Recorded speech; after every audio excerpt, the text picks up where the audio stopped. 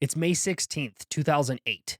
Your last day of fifth grade was a few days ago, and you're ecstatic about summer vacation.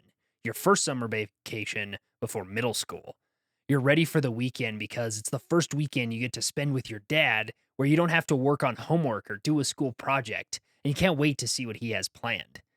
To your surprise, he comes home from work and takes you to the movie theater to see a film you know nothing about, but walking in, you can smell the butter on the old popcorn machine, coating the kernels in a layer of golden decadence. The rustle of everyone else in that tiny theater lobby, coated in stained red carpet, starts to build up in you until by the time you sit down, you're as excited as you've ever been to see a movie. You're bubbling like the carbonation in the Dr. Pepper in your lap. 2 hours and 7 minutes later, you walk out of that theater wide eyed, jaw on the floor, and a new dream in your heart, the dream of becoming an engineer. Your name is Burke DeBolt, and the movie was Iron Man. Okay, that's not your name. That's my name.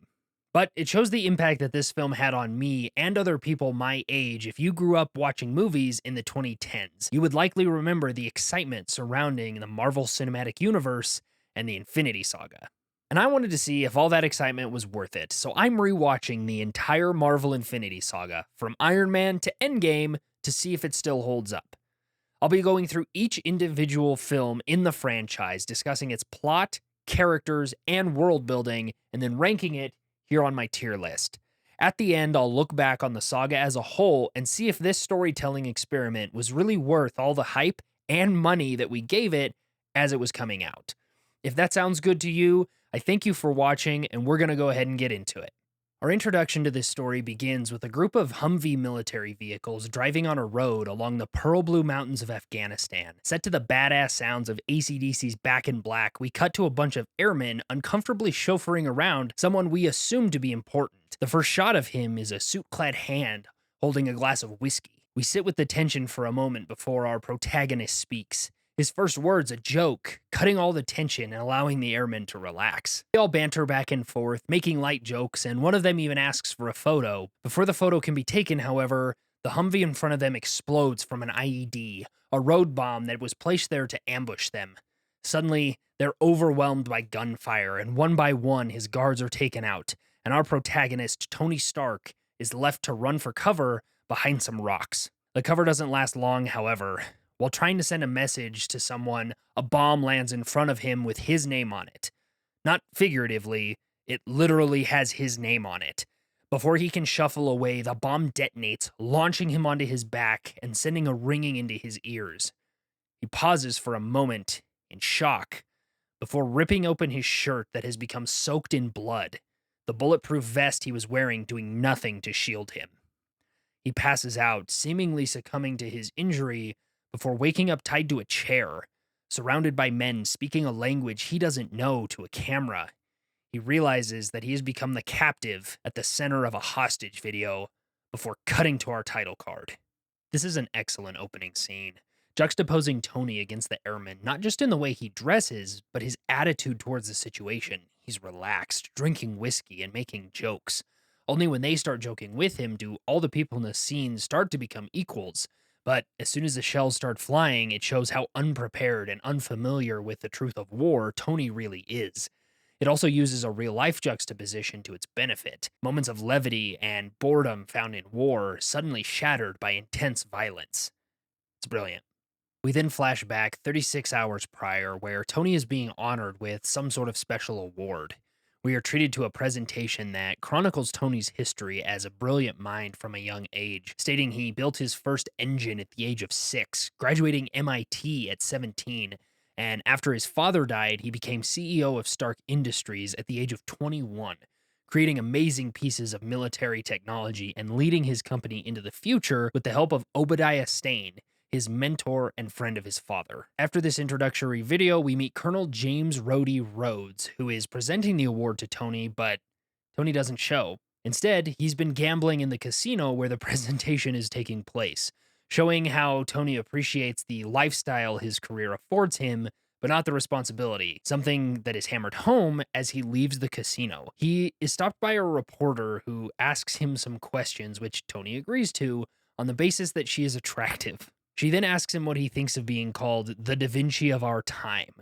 And true to the character that we've seen so far, he jokes that that's ridiculous because he doesn't paint, but that the other nickname, the Merchant of Death, isn't half bad. He then proceeds to ask her if she's going to report on the people his company has saved through advancements in medicine and crop growth and all the other advances that are due to military funding for the weapons he creates. He then flirts with her and gets her to sleep with him. Again, this scene just showing how much he not only appreciates his lifestyle, but justifies how he got there through the fact that his company is also creating things that save lives, not just ending them. It also shows that even the people who don't like him and are against what he does still want a glimpse of that life. To see how the other half lives, so to speak, and how Tony lives is shown in the very next scene, and it's quite impressive. Our journalist, who has a very confused understanding of journalistic integrity, wakes up in an establishing shot of Tony's house while his AI butler Jarvis gives a weather update. While rocking around the house looking for Tony, our bastion of news media integrity runs into Miss Pepper Potts, Tony's personal assistant, who proceeds to call her garbage and kick her out of the house. Gangster. Pepper then goes downstairs into Tony's workshop and garage where he is working on a car and blasting rock music.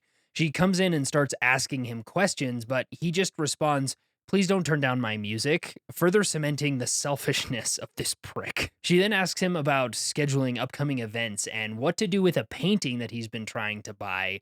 A bunch of questions that he shrugs off until she mentions that it's her birthday, which he immediately takes note of because he forgot. He says he hopes she got herself something nice from him, and oh boy, did she. She asks if there's anything else she can do for him. He tells her no and heads off to the airport. I will be gushing over how well the scenes between these two are written, probably more than most of the other scenes, because they're excellent.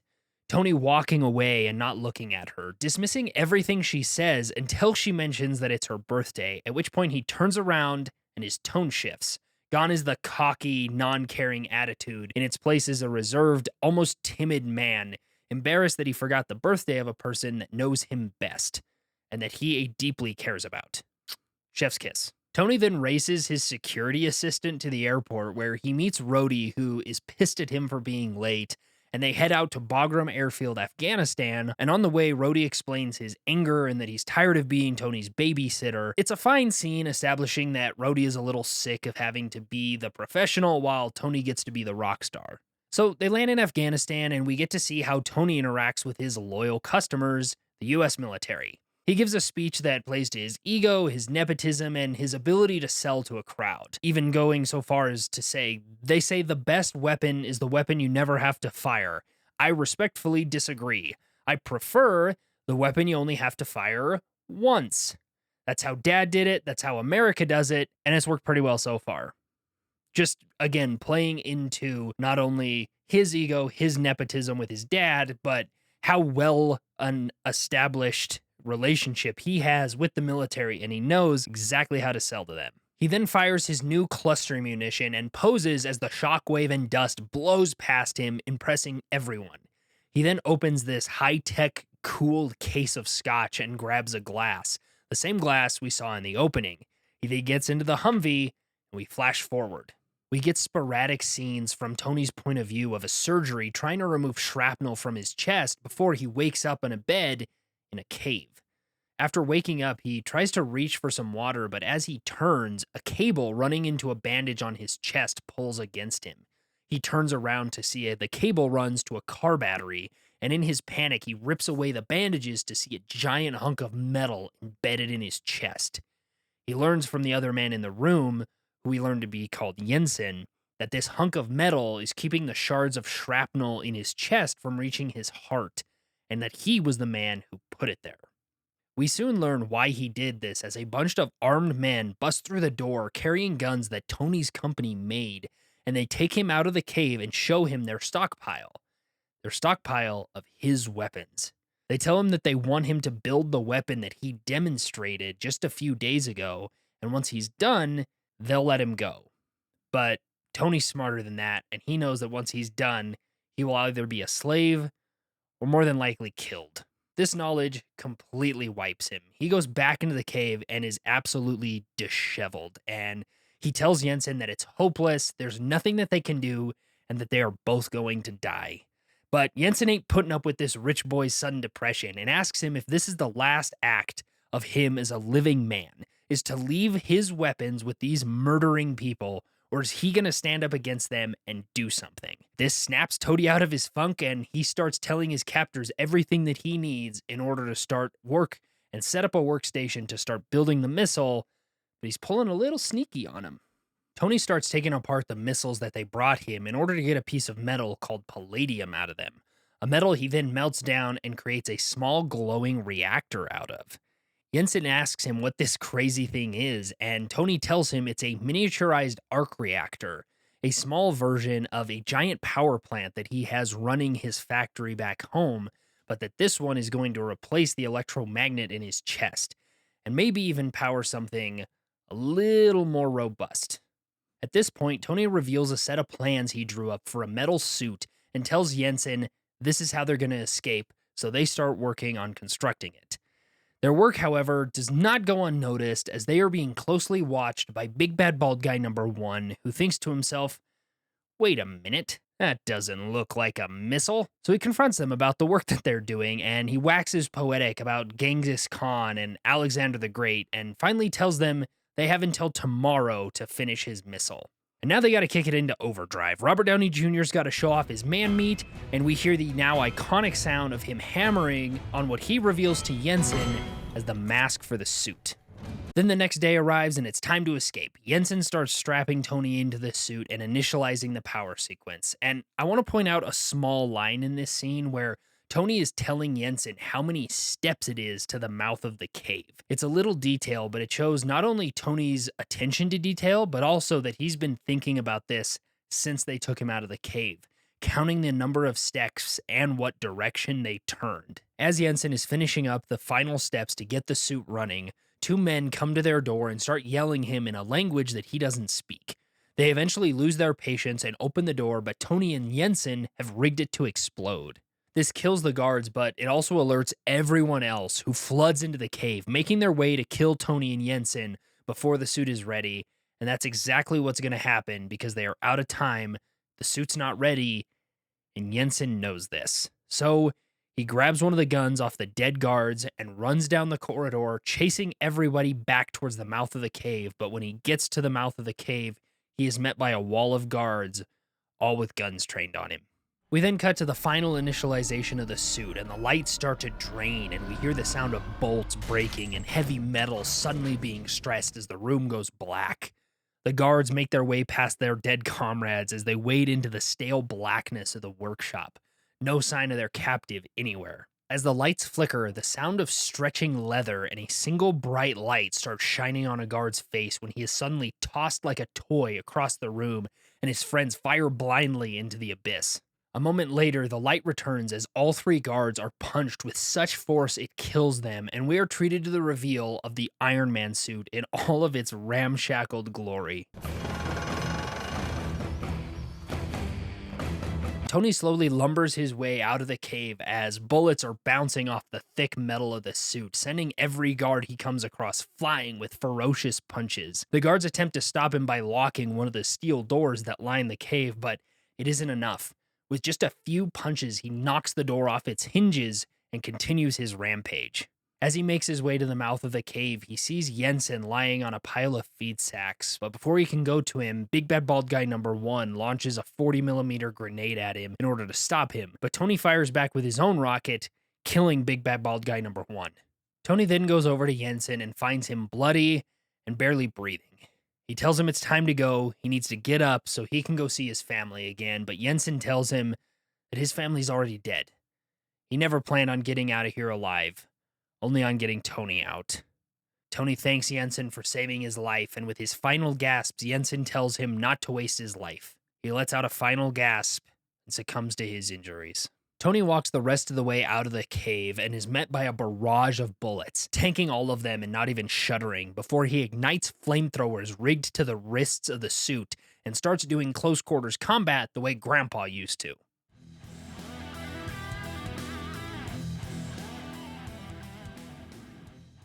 We see that this was part of the plan the whole time.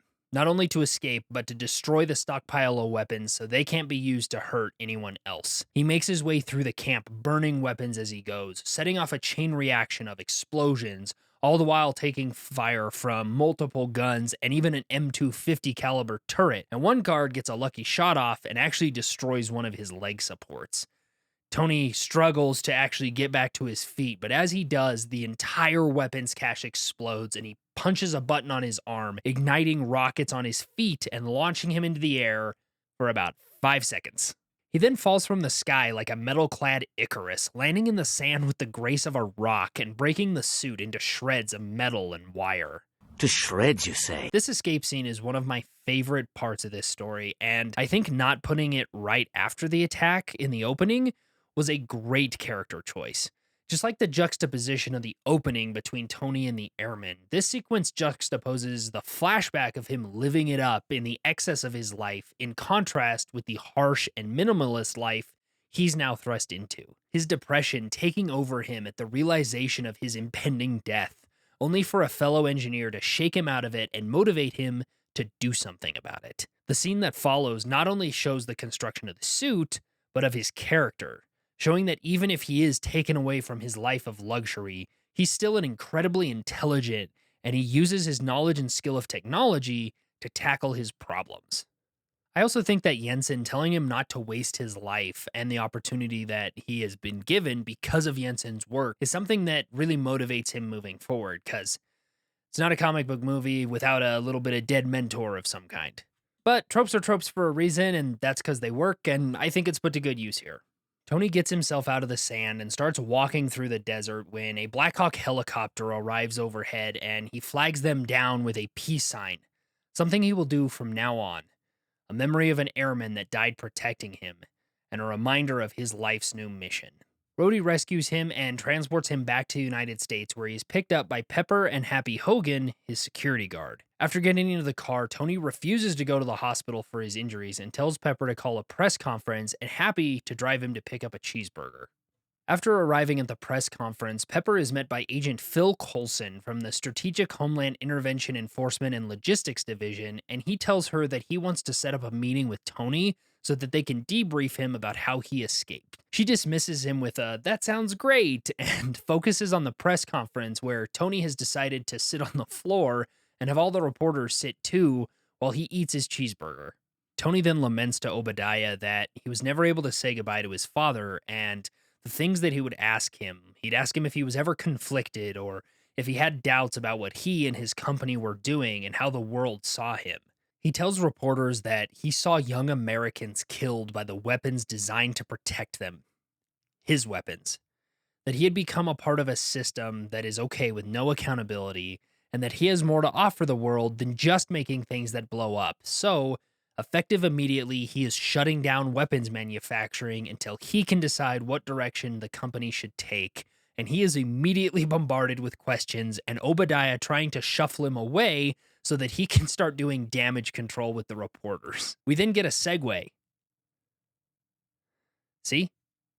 Segue. Obadiah confronts Tony in the arc reactor room about what he likely just did to the company, and that they're a weapons manufacturing company, so they have to manufacture weapons.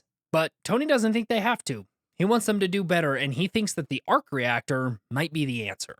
Obadiah argues that it was never effective, and that they knew that when they built it, and that they haven't had a breakthrough in decades, so why look into it? Tony sees that this is all a ruse, and that either Pepper or Rhodey told him about the reactor in his chest, and Obadiah insists on seeing it. Tony shows him, and Obadiah very quickly tells Tony that nobody else is to know about this, and that Tony needs to lie low and let Obadiah take the heat that's about to come toward him because he wants to keep Tony and the company safe. Tony returning to America, changed by his experience, I think is done really well, and it feels natural to watch because he's not a completely different person. He's still a narcissistic jokester who doesn't really care about convention. Those things that are deeply embedded in his personality, and even his trauma can't uproot them. That's what makes it believable. Things about him are still there, but something's changed. Pepper noticed it when he asked for a press conference. Like, why is he suddenly interested in work? Why call a press conference?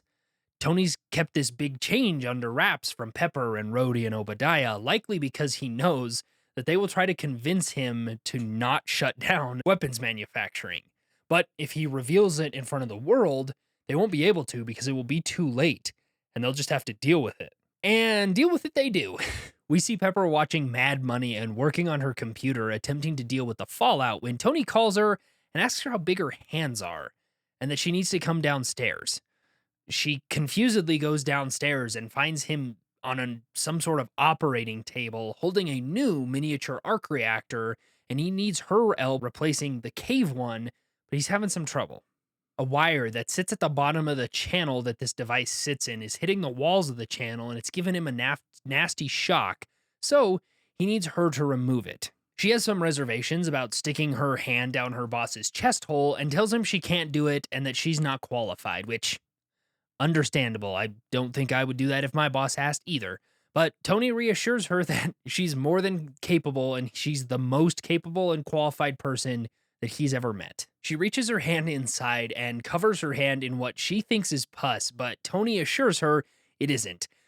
Not sure I'd be that trusting, but oh well, my hands aren't small enough for this job anyway. So she grabs the wire and it touches the outer wall and gives Tony a shock before pulling a large magnet out of the bottom, causing him to go into cardiac arrest. Not sure how that works, but I'm not a doctor. Pepper then tries to reassure him that everything is going to be okay while his heart monitor is screaming in the background and he's just lying there like, yeah, I believe you, but the way that you make it better is by putting the thing back in my chest. So Pepper plugs in the new reactor, jolting Tony again and putting his heart back to normal. They then chuckle while Tony clicks the new reactor into place, and Pepper tells him to never ask her to do anything like that ever again. And he tells her in a rare moment of vulnerability and sincerity, I don't have anybody but you. They share a slightly awkward silence, fairly intensely staring at one another before Tony gets out of his chair and starts to go back to work. Pepper asks what he wants her to do with the old reactor, and he tells her to destroy it because all the things that he's been called, nostalgia isn't one of them, and the one he's got in his chest will work just fine. She then leaves with the reactor, and Tony goes back to work, telling his AI robot to throw away a bunch of stuff on his desk, including his phone and a picture of him and his dad, before Tony looks back to watch Pepper walk out the door. We then see a meeting between Tony and Rhodey where Tony goes to ask him to be a part of what will become the Mark II project, and Rhodey is interested until he learns that it isn't for the military. Rhodey very quickly scoffs at Tony and tells him that he needs to get his mind right because whatever he is doing after this little stunt that he pulled about not making weapons isn't funny and it's nothing that he wants to be involved with. These two scenes next to each other help to show the personal fallout of Tony's decision to shut down the weapons manufacturing. While Pepper is dealing it from a business perspective, she's still willing to help this man that she feels some sort of responsibility for and a weird sort of love for, even though neither of them will express it out loud.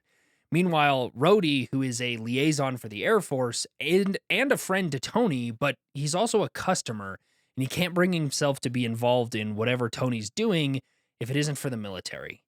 But Rhodey and Pepper are shocked and upset by whatever it is that Tony is doing, but Pepper knows him better than anyone and is still willing to be by his side, even if she has no understanding of what he's doing. We then see the beginnings of the Mark II, where Tony tells Jarvis to store the project files on his private server because he doesn't know if he can trust anybody, and tells Jarvis he doesn't want it winding up in the wrong hands like his weapons did earlier, and maybe that in his hands, it can do some good. Meanwhile, it is revealed that Big Bad Bald Guy number 1 and his team have recovered the scattering pieces of the Mark I. Yes, Big Bad Bald Guy number 1 survived. Tony is then busy in his workshop crafting a new thruster boot for the Mark II, and he tests to see if 10% thrust will get him in the air, and it tosses him like a rag doll into the ceiling. After this, he decides it's probably best to build an arm-mounted flight stabilizer, and he is trying to test this when Pepper comes downstairs with something wrapped in a brown paper and tells Tony that Obadiah is upstairs. He tells her he will be up in a minute and explains what he is doing and that it's completely harmless before powering it up and launching himself across the room.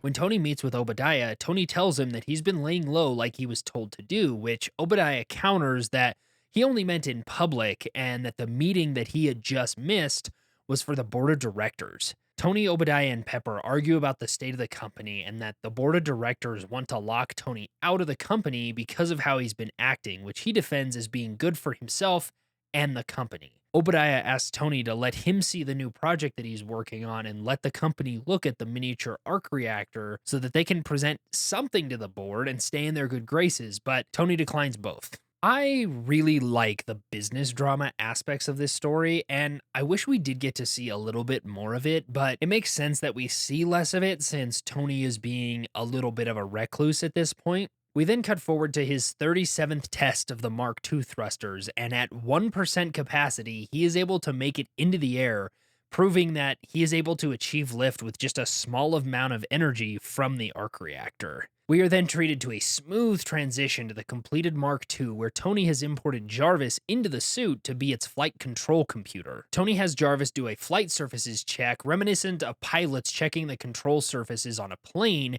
and it's just as awesome as a reveal of the completed suit.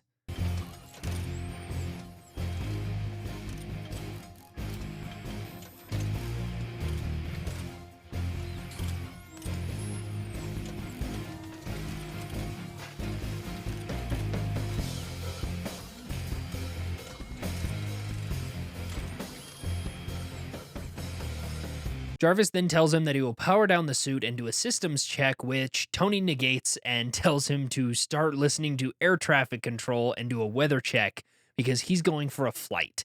And that's exactly what he does, launching himself like a rocket and flying past Santa Monica Pier, where a child is eating ice cream sees him. I love that in this scene, you can actually see him acting very unstable and making very uneasy movements, showing that this is completely new to him. And you can see in the exterior shots the flaps of the suit actuating. And after he does his initial test, he asks Jarvis what the record is for the SR-71 and decides to try and break the flight record of 85,000 feet.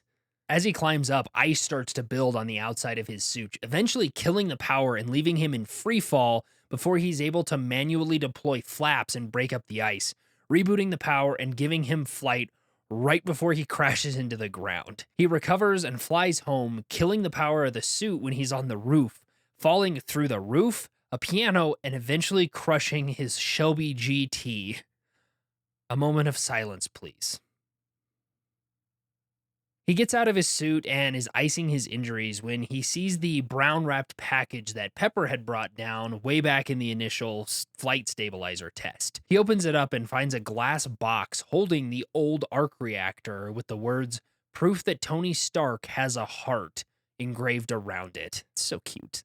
He then works with Jarvis on ways that they can fix the icing problem by creating a suit that is a gold and titanium alloy, and while he's doing this, he's watching the news, and it's covering a charity event that his company is putting on, but he doesn't remember getting an invite to it. Jarvis then renders out the proposed Mark III specifications and tells Tony it should be done in 5 hours, which might be the most unrealistic part of this entire story. For context, it's estimated that just the main fuselage for a single F-22 Raptor takes about 60,000 man-hours to complete. Now, this suit is much, much smaller than that, but even from what we've seen in the film, it's equally as complex, if not more so.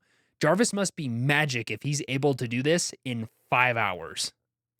I'm realizing as I edit this that Jarvis may be talking about the paint job only taking 5 hours, which is a little bit less magic, still kind of insane when we actually see the whole thing put together, but it's a little more believable. So, just wanted to clarify that. Anyway, weird engineering rant over, Tony decides to crash his own gala. We see at the gala, well, out front of the gala, Obadiah is giving an interview, continuing to try to do damage control with the press after Tony's big conference. He tells Tony to take it easy because he has to please the board right now, and he's got him right where he wants him. Tony goes inside and runs into Agent Coulson, who again requests a time to meet with him and to debrief, but Tony isn't paying attention because he sees Pepper across the way and is only focused on her. He goes up and asks her where she got this dress that she's wearing, and she tells him that it was a birthday present from him, and he asks if she wants to dance, which she says no, and he walks her to the dance floor anyway. They start very awkwardly dancing, at which point Pepper tells him that she always forgets to wear deodorant and dance with her boss in front of everyone she works with. He tells her that he could fire her if that would help, but she responds telling him that he wouldn't make it a day without her, and she proves it by asking him what his social security number is, which he doesn't know. They continue to dance awkwardly for a moment before deciding to go outside and get some air, where Pepper tells him that this whole thing was really weird and that everyone knows how he acts around and treats women, and now everyone is going to think that way about her. He argues that it wasn't any of that and it was just a dance, and that they go back and forth before leaning in and almost kissing before Pepper pulls back and asks for a drink. Tony goes to the bar to get the drinks and is confronted by our bastion of journalistic integrity from our opening, asking for a reaction, and Tony jokingly says, "Panic," referring to the gala, but that's not what she's asking. He tells her that he was out of town for a few months, for the first time actually addressing his capture himself, but using it as a defense against her attack, until she shows him pictures of a town being attacked, Jensen's hometown. The pictures show a large shipment of Stark weapons, including the Jericho missile, the one he was captured to create, in the hands of the people who captured him. He tells her that he didn't approve any shipment of weapons, but she counters that his company did. He tells her that he isn't his company, and he goes to confront Obadiah about the pictures. Obadiah tells him that he can't be this naive, and Tony counters that he was naive before he was attacked, and that he's been thinking that the weapons were captured, not shipped directly to the bad guys. So he asks Obadiah, are we double dealing under the table? Is his company doing business the way that they said they never would? Obadiah deflects in front of the press, telling them to take a picture, and as they do, he leans in and tells Tony that he was the one who tried to lock him out, and that it was the only way he could protect Tony, thus revealing himself as Big Bad Bald Guy number 2, and he leaves Tony on the stairs outside of the gala. Tony is then watching the news on Golmira, Jensen's town, while tinkering with the flight stabilizer on his arm, and he sees Big Bad Bald Guy number 1 on the TV. He then starts walking around his shop, listening to the reporter recount the story of a woman displaced from her home, and finally asking the question, who, if anyone, will help? Tony hears this while looking at his reflection in the glass door leading to the shop, and he breaks, shooting the glass and then walking over to an assembly station for the Mark III, where we get the now iconic suit-up moment, Tony's anger fueling him to go and be the one to help. We then cut to the Jericho missile being used on a civilian population as insurgents run through the ruins of a town, collecting weapons and separating the women and children from the men who they line up to execute. As one of the insurgents goes to execute a father, Tony lands in the Mark III and punches him into the wall of a building. He then kills several more insurgents with the hand thrusters before turning on the rest, who have now used women as human shields. So he takes down his hands and then shoots them with shoulder-mounted miniature rockets. He then pulls the leader through a wall he was hiding behind and leaves him for the civilians to do their justice, which, in that part of the world, I don't want to see. He then flies over to take out the munition stockpile before he is shot out of the air by a tank, which he then destroys with a small arm-mounted rocket and walks away. Cool guys don't look at explosions. He then destroys the munitions cache and flies away. Cut to an Air Force monitoring center that has been watching this unfold, and they have no idea what it is they just witnessed, so they call in Rhodey to try and identify it, and he calls Tony. Tony lies to him and even makes fun of him, saying someone must have stepped in and done Rhodey's job for him while they were on the phone, and the others find their target, and Rhodey asks one more time if Tony has any tech in the area. Tony says no, and Rhodey says, good, because I'm going to destroy this thing. Tony is then chased by a couple of F-22s who fire rockets and guns at him, damaging the suit and proving that he isn't ready to take on Uncle Sam, so he deploys flaps to get out of there and hides on the belly of one of the planes. Rhodey's phone then rings with Tony completely out of breath, telling him that it's him, but Rhodey doesn't understand and berates him for sending civilian equipment into a war zone, and Tony finally yells at him, "It's me!" The F-22s go to head out, and one of the pilots sees Tony on the belly of the other plane and tells him to roll, which he does, sending Tony flying and crashing into the wing of the other F-22. This pilot isn't able to recover, so he ejects, but his parachute doesn't open. Tony sees this and goes after him, but the other airplane is told to re-engage him. Jarvis tells Tony that he's been re-engaged and to break off and to get away, but Tony tells him to keep going, eventually making it to the pilot and forcing his parachute to open. Rhodey gets back on the phone with Tony, who asks if he's going to come by and see what he's been working on, and Rhodey says he wants nothing to do with it and tells Tony that he owes him a new airplane. Tony then returns home, and Pepper walks into the shop as he is trying to get the suit off, and she wordly asks if what she's seeing on the suit are bullet holes. I really appreciate that they didn't make Tony invincible once he finished the suit. I like that a lot. Although it's like an advanced piece of technology, it's still vulnerable to things like tanks and fighter jets. It also shows that Tony has a noble cause, he just doesn't quite understand how to fight. He has the tech, but not the tactics. It also mends the relationship between Tony and Rhodey while also showing the cracks in his relationship with Pepper. Her concern for him has been veiled at this point, but it's finally starting to break through. We then cut to nighttime, and a bunch of Suburbans roll into a compound past Japan's greatest gift to humanity, the Toyota Hilux. It turns out that the compound belongs to Big Bad Bald Guy number 1, and as the Suburbans roll up, out steps Big Bad Bald Guy number 2. Big Bad Bald Guy number 2 looks at the scar that's now on Big Bad Bald Guy number 1's face, and Big Bad Bald Guy number 1 tells him that it came from Tony, which Big Bad Bald Guy number 2 responds, well, if you'd killed him when you were supposed to, you'd still have a face, revealing that Big Bad Bald Guy number 2 was the one who orchestrated an attack from the very beginning of the film. We learn that Big Bad Bald Guy number 2 is here to recover the remains of the Mark I suit, which has been mostly reassembled. They then discuss Big Bad Bald Guy number 1 giving Big Bad Bald Guy number 2 the designs, and in return being gifted with an army of Iron Man suits, but Big Bad Bald Guy number 2 uses a device to paralyze Big Bad Bald Guy number 1. Big Bad Bald Guy number 2's guards then kill the rest of Big Bad Bald Guy number 1's men and take the armor back to Stark Industries, where he tells someone on the phone to collect the engineers to start working on a miniature arc reactor. Pepper then walks into the shop where Tony is working on repairs and diagnostics on the Mark III, and he asks her if she will run an errand for him. That errand is to go back to Stark Industries and hack into their system and download all the recent shipping manifests so he can find the weapons and destroy them. She tells him that she can't help him. She's not going to do this. She's not going to do what he just saw him return from again, and that he's going to get himself killed, so she quits. He confronts her, saying that she stood by his side all these years while he reaped the benefits of destruction, and now that he's trying to protect the people he put in harm's way, she wants to walk out. He tells her that he shouldn't be alive unless it was for a reason, that he isn't crazy, he just knows what he has to do, and that he finally knows that it's right. She returns and grabs the drive for the files and tells him, "You're all I have too, you know." Coming full circle to what Tony said back when she was helping with the arc reactor, and she heads out to retrieve the files. This is the best scene in the entire film. It's not an action scene, it's not the adventure or the tech. It's a knowing conversation between two people who have a lot of history and a lot of feelings for one another. This is the final realization of Tony's mission and his arc throughout this movie. He's taken this attitude of not caring what others thinks of his actions and flipped it. No longer is he going to be focused on whatever benefits him, but what benefits and protects others. It's also the completion of their arc together.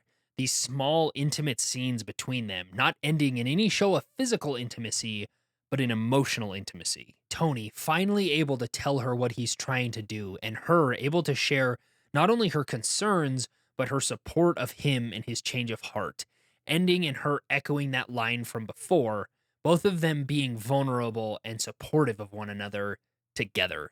It's a greatly written scene, and Robert Downey Jr. and Gwyneth Paltrow do an excellent job with their performances.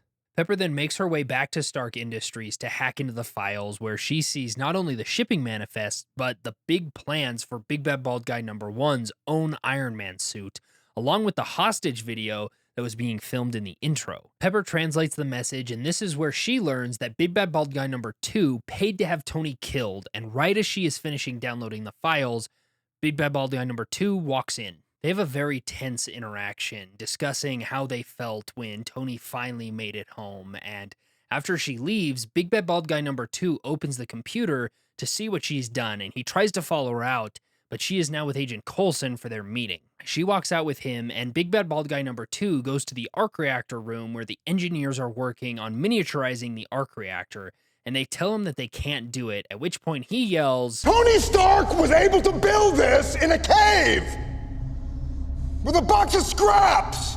and the engineers apologize because they can't do it, so Big Bad Bald Guy number 2 decides to go get it himself. He goes to Tony's house and uses the paralyzer on him, finally revealing to Tony that he was the one who put the hit on him, and he pulls the arc reactor from Tony's chest, telling him how selfish he is for not letting him have the arc reactor, ending it with stating that he wished Pepper hadn't been involved because he had wished she'd have lived. Pepper then calls Rhodey and asks him to check on Tony while she goes to Stark Industries with Agent Coulson to go arrest Big Bad Bald Guy number 2. Meanwhile, Tony is struggling to make his way down to the shop where the other arc reactor that Pepper gave him as a gift is sitting on his desk. He agonizingly crawls across the shop and he makes it to his desk, pushing himself up on a crate, and he almost reaches it, but he can't. He falls to the floor in defeat, realizing that he is going to die here, and his company is going to fall into the hands of Big Bad Bald Guy number 2. That is, until his robot arm brings the box down to him. He tells his robot that he's a good boy and smashes the box on the ground as Rhodey arrives to help him. Meanwhile, Pepper and 5 agents arrive at Stark Industries to arrest Big Bad Bald Guy number 2, who has put the arc reactor into his version of the suit. Tony then suits up, and Rhodey asks Tony if there's anything else he needs, and Tony tells him to keep the skies clear as he flies through the hole in the house from the Mark II test flight. Meanwhile, Pepper and the 5 agents have made it into the building, but Big Bad Bald Guy number 2 is already in his suit, and he breaks through the ground in front of the building, stopping Pepper from leaving, and as he goes to shoot her, Tony arrives and tackles him through the building and onto a freeway. Here we have the big bad robot fight. Big Bad Bald Guy number 2 throws a car at Tony and even hits him with a motorcycle. Tony decides eventually that they need to take this to the sky, and he tells Jarvis to take him as high as they can, and Big Bad Bald Guy number 2 reveals that his suit can fly too, and he eventually catches Tony but ices up on the way. Big Bad Bald Guy number 2 tells Tony that his suit is more advanced in every way before icing up and shutting down. Tony slams his head and he falls himself because he is almost out of power. However, Big Bad Bald Guy number 2 survives the fall and gives Tony a giant hug that takes his weapons offline, but Tony escapes by using his flares and then rips out Big Bad Bald Guy number 2's targeting computer. Tony tells Pepper that they're going to have to override the arc reactor and blow the roof because he's out of power and he doesn't have any more weapons. So she starts to overload the circuits while Big Bad Bald Guy number 2 gives his Big Bad Bald Guy speech and continues to fire at Tony. Tony yells at Pepper to overload the system. It doesn't matter what happens to him, and she does. This sends a giant wave of energy, throwing Tony to the side of the roof and frying Big Bad Bald Guy number 2, who falls into the reactor, completely destroying it. We then see Tony laying on the roof, his arc reactor and his jets barely flickering as Pepper yells for him, hoping that he is still alive. And as we fade to black, the arc reactor finally starts to glow anew. These final fight scenes are fine. I think they did a good job revealing Big Bad Bald Guy number 2 to the audience and then slowly revealing it to the other characters through their own actions, rather than just saying, well, the audience knows now, so we're going to move on.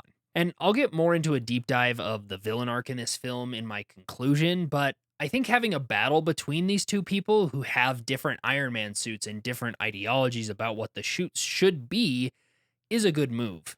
It also goes to show that Tony has spent time with the suit, understanding its limitations and learning to surpass them, whereas Big Bad Bald Guy number 2 is just someone who stole the design and wants the power, not the discipline that comes from earning it. Also, incorporating Pepper into it as the one who ultimately has to push the button that could kill Tony is a great character moment for both of them.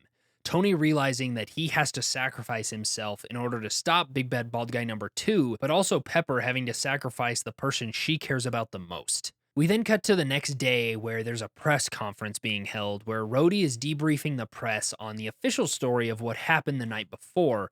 While he's doing this, Pepper is fixing up Tony's injuries, and Agent Coulson gives him his alibi cards. Tony argues with Coulson that the cover story doesn't work and that there's nothing about Big Bad Bald Guy number 2 in his alibi, and Coulson tells him this isn't his first rodeo and to just listen to him. Agent Coulson then leaves, telling Pepper that they will hear from him again, and she starts asking about the strategic Homeland Enforcement but he cuts her off and tells her to just call them S.H.I.E.L.D.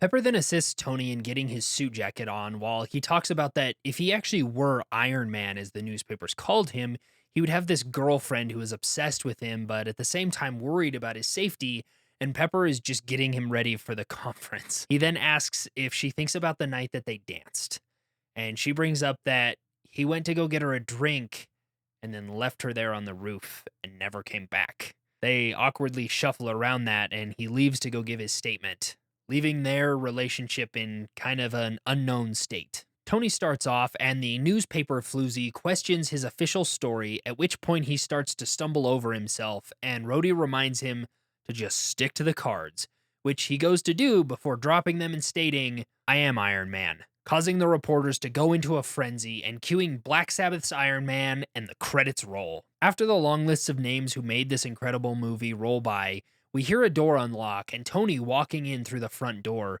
getting Jarvis's attention, who welcomes him before being shut down. A mysterious figure is seen standing in Tony's living room, tells him that he's now part of a bigger universe that he doesn't quite know. He reveals himself to be Nick Fury, the director of S.H.I.E.L.D., and he's here to talk to Tony about the Avengers Initiative. Cut to black, leaving us with a fantastic movie and a cliffhanger of things to come. And that is the conclusion to Jon Favreau's Iron Man and the first film in the Infinity Saga, and I think it's an incredible start. I started off this film telling my personal story of going to the theater when I was 12 years old and seeing this movie, and it no joke made me want to be an engineer. I've always had a desire to understand how things work and just a love for like mechanics and building stuff, but this kicked it into overdrive. I started researching how to take apart engines, how airplanes worked, and I started taking engineering and CAD classes all throughout middle school and high school. Hell, my final for my CAD class in high school was a full 3D rendering of his car, the Audi R8, and it crashed a computer. I absolutely loved it. And now, looking back on it, I think it holds up. The easiest thing about this film that I can bring up that's not related to my three pillars is the CGI. Like, it's a meme nowadays how good CGI used to look back then compared to now, but like, come on. Like, look at this. It looks so good. The amount of care that they put into just a single frame of visuals in this film just shows how much they cared about the product they were making, and I love it. I love when films put effort in at every level. And now for the three things I said I was going to judge these stories on: the story, the characters, and the world building. And I'm going to start with the thing that I have the least to say about: the world building. As anyone who's ever seen a film or read a book knows, world building is important. It sets the framework in which your story can take place, and if you have weak world building, your story can fall apart because of the foundation that it's built on is so weak. And when it comes to Iron Man's world building, it kinda cheats. What I mean by that is not bad. Jon Favreau and company sought to make a grounded, real-world superhero film, and because of that, they had to set it in the real world, which allows your audience to do most of the world-building legwork for you.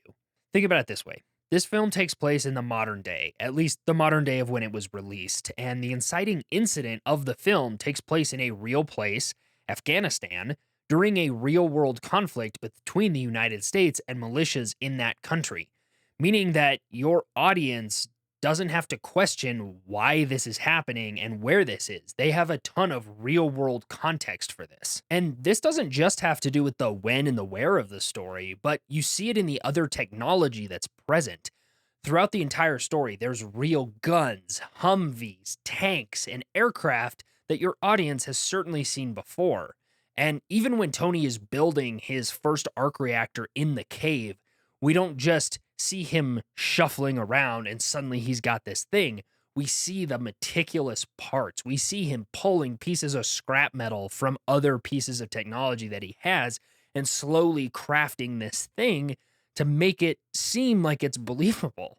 And then when we get to the actual Mark 1, the first Iron Man suit, it's rough. We see welding marks. It looks like this hacked together piece of metal, something that somebody you would think could actually build inside a cave with a bunch of scraps. And then we even see in the progression of his technology, right? The Mark II construction starts with the thrusters on his feet, and we see all the little control arms, and we see how it opens to allow him to put it on. We see the wiring and everything go through it. The stabilizers, the same thing, the wiring that's up in the harnesses before we actually see the full suit constructed. It takes the real world things, the actual hard earned engineering behind it, and makes it seen so it doesn't seem like such a large jump to go from no suit to fully realized Iron Man suit. And even when he takes the Mark III out to do his first mission, he gets hit by a tank and it knocks him out of the sky. He takes damage from bullets fired by the F-22 and the rockets. Like, this isn't a piece of technology that suddenly makes him the most invincible person in the world. It's a real grounded piece of technology that can be harmed by the technology that we currently have in our world, so it makes it seem not that far-fetched. And with that, I will give the world building like a soft A minus, solid B plus. Now let's get to the story. Superhero origin stories are nothing new, right? And they weren't new when this movie came out, but my argument with this film is it's not a superhero origin story, at least not first. It's a redemption story first and a superhero movie second. What I mean by that is this.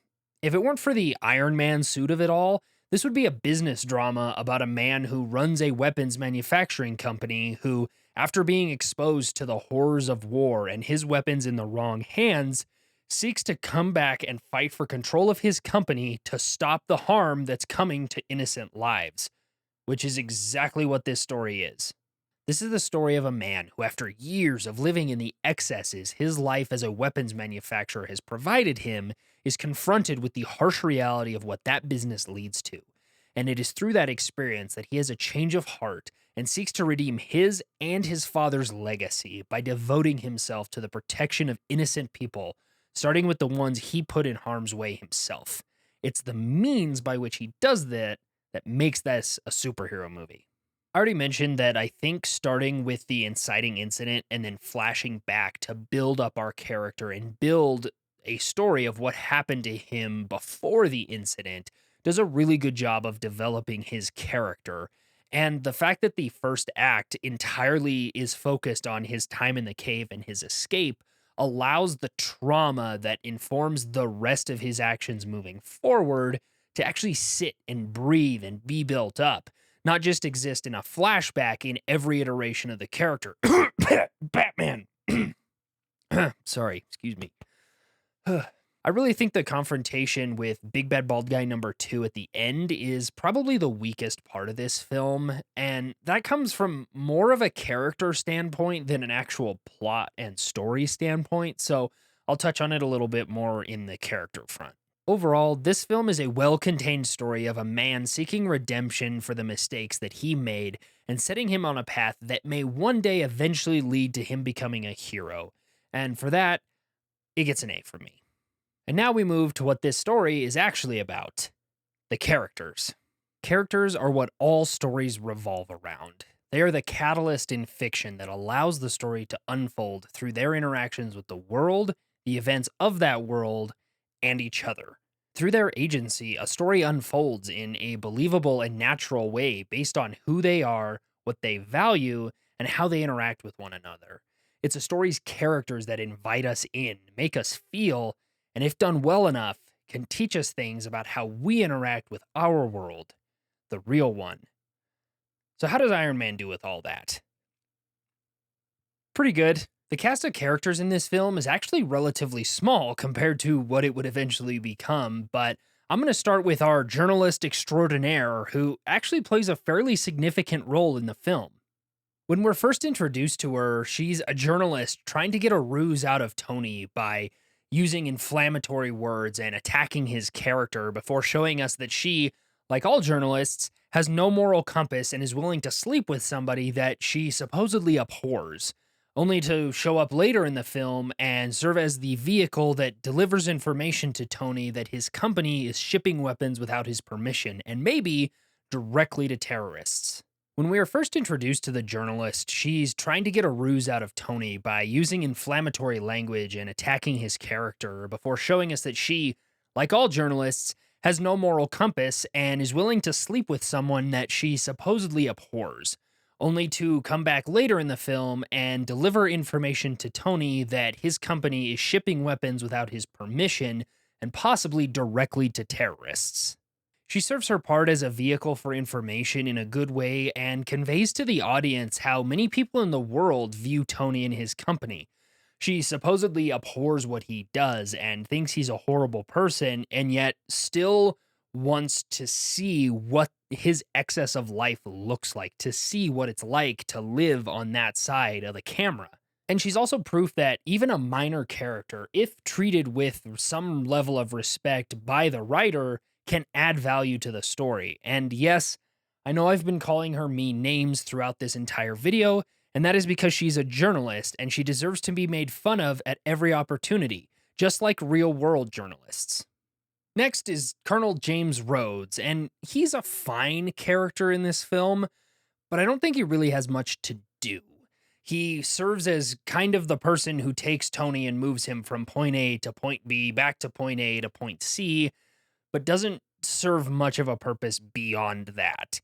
He's portrayed to be Tony's best friend, but we don't really see a ton of interactions between the two of them, which is something that the sequel fixes, but we'll get to that in time. For now, he serves fine in the role that he's given. It's just not very much. Jensen is a character that's really interesting to me because he only takes up the first act of screen time. He's not in this film for very long, but he's the man who saves Tony's life and spurs him on to be a better man. Like, with this limited screen time, I think he does a really good job of impacting Tony, not only because, number one, it's because of Jensen that Tony survives the bombing, but two, he spurs him on to protect innocence and to change his life around. I also love that he is just as capable as Tony in the creation of the Mark I, and that he acts almost callously towards Tony in the beginning, because even though the cave experience and this way of life is different to Tony, it's nothing new to Jensen, and he calls him out for the way he's acting. Like, just because something harsh happened to you doesn't mean you get to now just give up. Jensen, you weren't around for very long, but you did well with the screen time that you had. Big Bad Bald Guy number 2, or Obadiah Stane, as I will now call him, is an interesting character that I think could have used some more development. Seeing him react to Tony's lifestyle of living it up and seemingly not caring about his responsibility, while Obadiah is forced to pick up the pieces and actually keep the business functioning, could have done a lot more, I think, to build up his resentment and desire for Tony's position. Ultimately, the betrayal doesn't quite hit as hard for me because we don't see any of that desire for Tony's position. And I think if it would have been built up, it would have served stronger than having Big Bad Bald Guy number 1 just outright state it halfway through the film.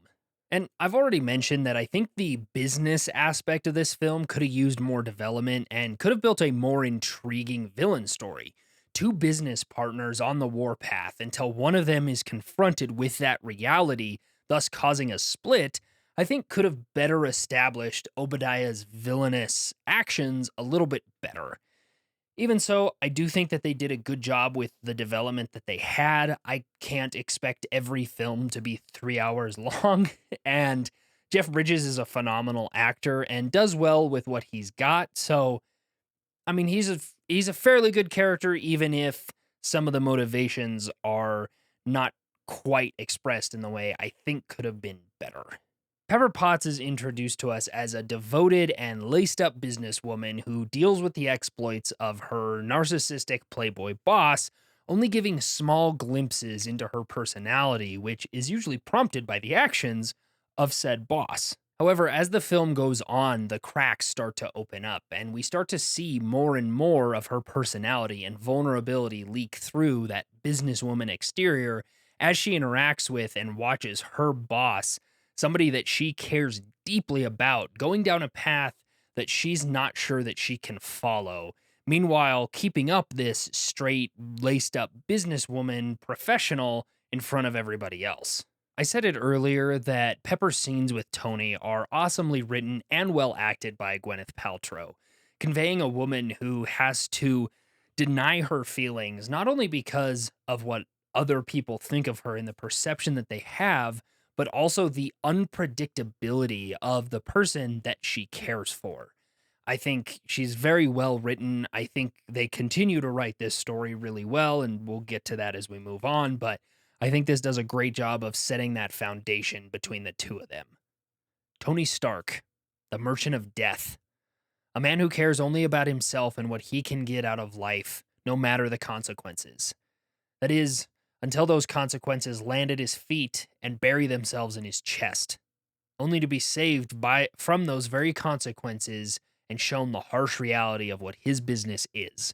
Maybe not what it once was, but what it has become. This propels him on a journey of seeking the well being and protection of others, hoping to protect those that were put in harm's way by men like him. This perspective shift is what causes him to clash with his business partner, his best friend, and even his hopeful lover. But it's Tony's perspective shift and journey towards redemption. It's nothing we haven't seen before. A man trying to right past wrongs by any means necessary once he realizes the error of his ways. But it's through Tony's interactions with those closest to him and the world at large and his personality that make us root for the guy. Yeah, he's a rich kid who inherited his father's company and apparently never saw anything wrong with the lifestyle of bougie parties, one night stands, and drunken gambling, but he's still relatable.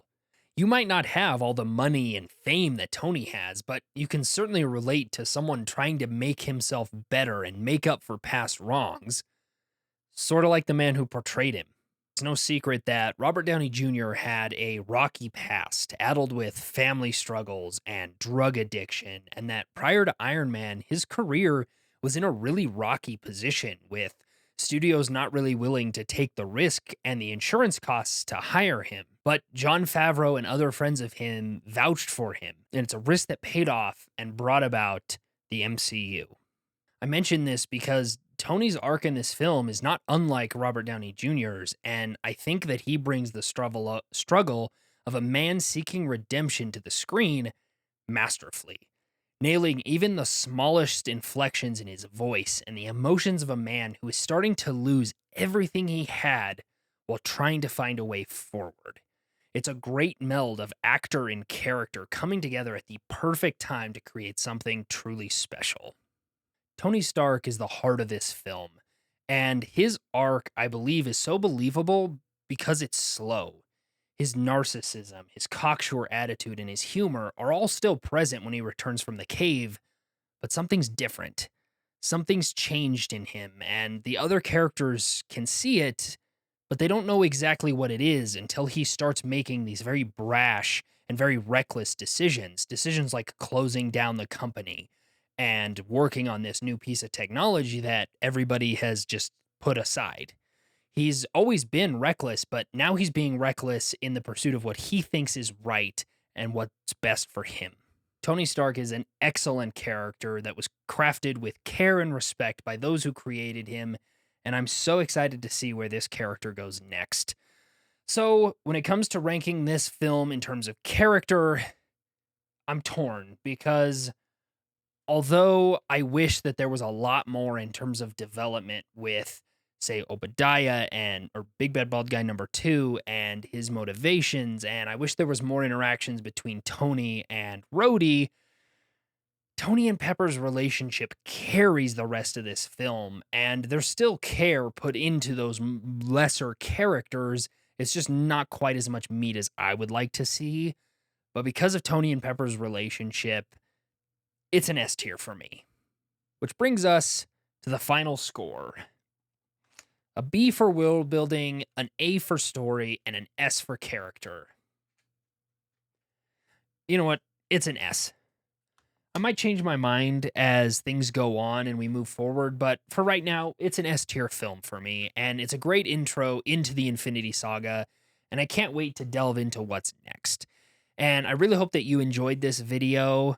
Let me know what you think. Do you agree with me on my criticisms? Do you disagree with me on my praise for this film? let me know, because there's a chance that I'm just looking at this through nostalgia goggles and I'm more than fine to be wrong. So if you have a different opinion, let me know. But that should do it for me. I will see you in the next video. The end.